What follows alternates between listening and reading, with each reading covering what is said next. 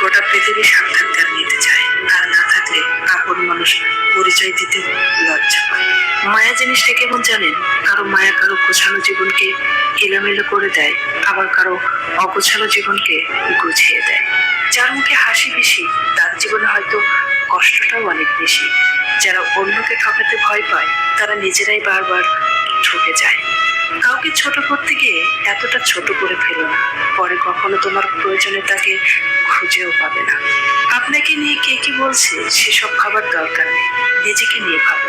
দেখবেন প্রতিষ্ঠিত হতে পারলে অপছন্দ করা মানুষেরাও ছুটে এসে বুকে জড়িয়ে ধরবে। মানুষ তাকেই আঁকড়ে ধরে বাঁচতে চায় যার কাছে সে বিশ্বাস, যত্ন, সম্মান আর মানসিক শান্তি খুঁজে পায়।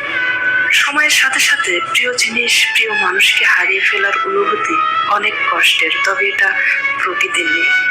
মানুষ তার ভুল একসময় বুঝতে পারে, কিন্তু একটু দেরিতে সবকিছু শেষ হবার পরে।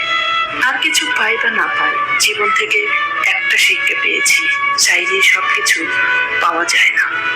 মানুষ যখন হাসে তখন তার সঙ্গে সমস্ত পৃথিবী হাসে, কিন্তু যখন সে কাঁদে তখন তার সঙ্গে আর কেউ কাঁদে না। কাঁদতে হয় একা একা। ভালোবাসা ও বন্ধুত্ব সঠিক মানুষের সাথে হলে জীবন বদলে দেয়, আর ভুল মানুষের সাথে হলে জীবন শেষ করে দেয়।